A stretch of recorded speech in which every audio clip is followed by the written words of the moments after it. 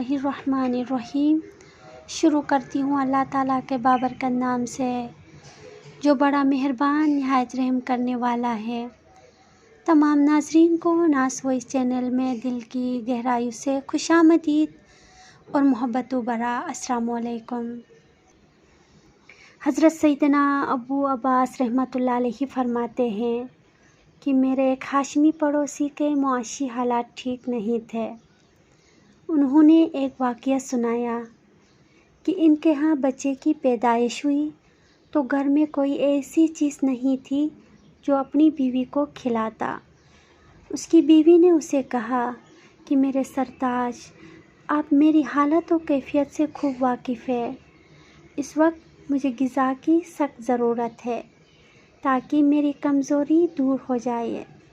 अब मैं मज़ीद सब्र करने की ताकत नहीं रखती, खुदारा कुछ कीजिए। अपनी ज़ौजा की हालत देखकर वो बेताब हो गए और इशा की नमाज के बाद एक दुकानदार के पास गए। वो अक्सर उस दुकानदार से चीज़ें खरीदता था। उस दुकानदार को इस पर कर्ज भी था। उसने दुकानदार को घर की हालत बताई और कुछ सामान खरीद लिया और कहा कि मैं जल्दी इसकी कीमत अदा करूँगा, लेकिन दुकानदार ने साफ इनकार कर दिया। इसके बाद वो दूसरे दुकानदार के पास गया और अपनी हालत से आगाह करके कुछ चीज़ें तलब की, लेकिन दूसरे दुकानदार ने भी साफ इनकार कर दिया। अलगरज जिससे कोई उम्मीद थी उन सब के पास गया, लेकिन किसी ने उसकी कोई मदद नहीं की। वो बहुत रंजीदा हुआ और सोचने लगा, अब मैं किसके पास जाऊंगा, किससे अपनी हाजत तलब करूं। वो दरियाए तजला की तरफ चला गया। एक मुल्ला ने उसको देखा जो अपनी कश्ती में बैठा मुसाफिरों का इंतज़ार कर रहा था। उसे देखकर उसने आवाज़ लगा दी, मैं फला इलाके की सवारियाँ बिठाता हूँ, अगर कोई मुसाफिर है तो आ जाइए। वो आदमी उसकी तरफ गया। वो कश्ती किनारे पर ले आया। आदमी कश्ती पर सवार हुआ और कश्ती दरियाए तजला का सीना चीरते हुए आगे बढ़ने लगी। मुल्ला ने उससे पूछा, तुम कहाँ जाना चाहते हो? उसने कहा, कुछ मालूम नहीं। मुल्ला ने तअज्जुब से पूछा, तुम जैसा अजीब आदमी मैंने नहीं देखा। तुम इतने रात गए मेरे साथ कश्ती में बैठे हो और तुम्हें मालूम ही नहीं कि तुमने जाना कहाँ है। मुल्ला की ये बात सुनकर उसने मुल्ला को अपनी हालत से आगाह किया तो वो हमदर्दाना रवैये में बोलने लगा, मेरे भाई गम ना करो, मैं फला इलाके में रहता हूँ। जहाँ तक हो सका मैं तुम्हारी परेशानी हल करने की कोशिश करूँगा। फिर इसने एक जगह कश्ती रोकी और उसे दरिया तजला के किनारे के वाक़े की मस्जिद ले गया और कहा, मेरे भाई इस मस्जिद में हैं। सैयदना मारूफ करही रहमतुल्लाह अलैहि रात दिन अल्लाह की इबादत करते हैं। तुम वज़ू करके मस्जिद में दाखिल हो जाओ और अल्लाह के उस नेक बंदे से दुआ कराओ, इंशाअल्लाह ज़रूर कोई राह निकल आएगी। वो वज़ू करके मस्जिद में दाखिल हुआ तो देखा सैयदना मारूफ करही रहमतुल्लाह अलैहि मेहराब में नमाज अदा फरमा रहे हैं। उसने अभी 2 रकात नमाज अदा की और सलाम करके आप रहमतुल्लाह अलैहि के करीब बैठा। नमाज से फारिग होकर आप रहमतुल्लाह अलैहि ने सलाम का जवाब दिया और कहा, अल्लाह तुम पर रहम फरमाइए, तुम कौन हो? उसने अपना सारा वाक़या सुनाया। आप रहमतुल्लाह अलैहि ने बड़ी तवज्जो से उसकी बात सुनी और फिर नमाज के लिए खड़े हो गए। बाहर मौसम ख़राब होने लगा, बारिश ज़ोर पकड़ती जा रही थी।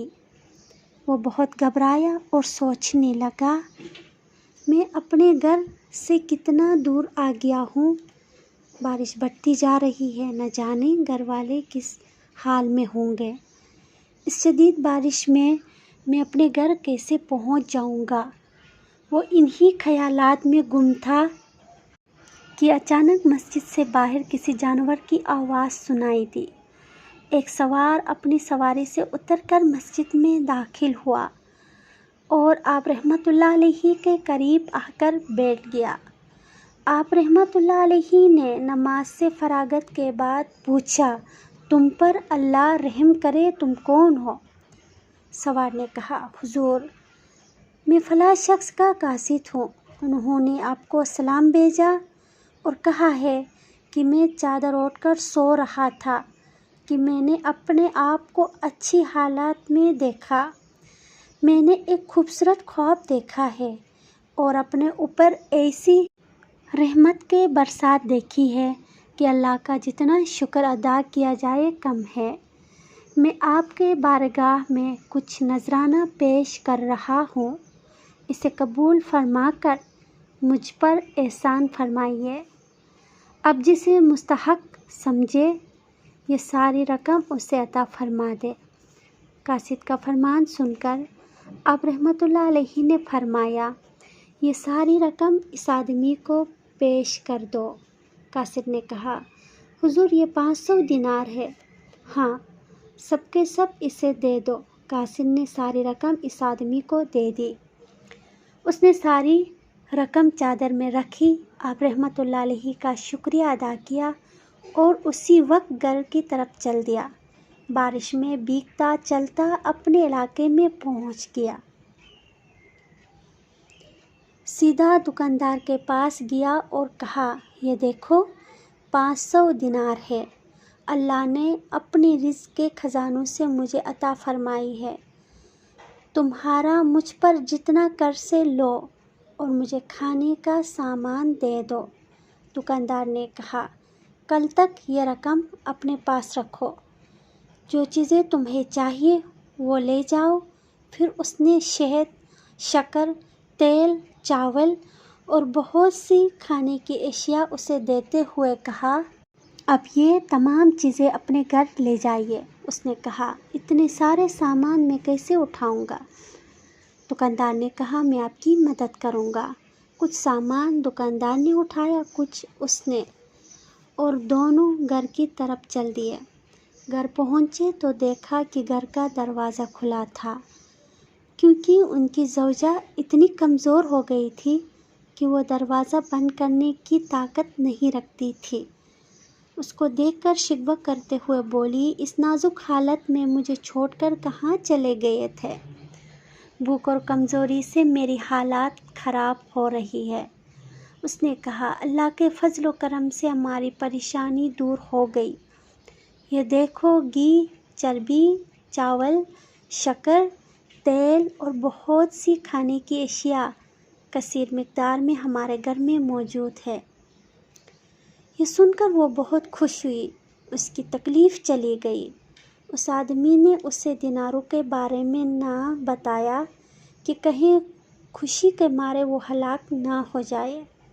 کھانا تیار ہوا، سب نے کھانا کھا کر خدا کا شکر ادا کیا۔ صبح کو اس آدمی نے اپنی بیوی کو وہ سارے دینار دکھائے اور سارا قصہ سنا دیا۔ وہ بہت خوش ہوئی اور غیبی امداد پر اللہ تعالیٰ کی پاکی بیان کی۔ پھر ان دونوں نے کاشت کے لیے کچھ زمین خریدی تاکہ اسے حاصل شدہ آمدنی کے ذریعے ان کے اخراجات پورے ہوتے رہیں۔ اس طرح کچھ ہی عرصے کے بعد حضرت معروف کرہی رحمۃ اللہ کی برکت سے اللہ نے ان کی تنگ دستی اور مفلسی دور فرما دی اور وہ دونوں خوشحال زندگی گزارنے لگے۔ اللہ پاک آپ رحمۃ اللہ علیہ کو ان کی طرف سے جزائے خیر عطا فرمائیے، آمین یا رب العالمین۔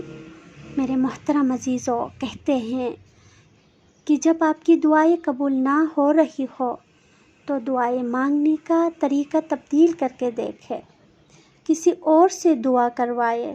کہتے ہیں کہ اگر تمہاری دعائیں قبول نہ ہوئی تو اس منہ سے اپنے لیے دعا کراؤ جس منہ سے تم نے گناہ نہیں کیا، یعنی کہ دوسروں سے اپنے لیے دعا کراؤ۔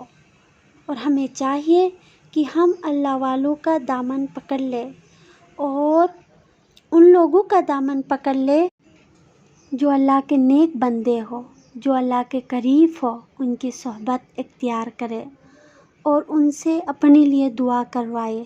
انشاءاللہ ان کی دعا ضرور قبول ہوگی۔ میں امید کرتی ہوں کہ آپ سب کو میری ویڈیو پسند آئی ہوگی۔ شکریہ، اللہ حافظ۔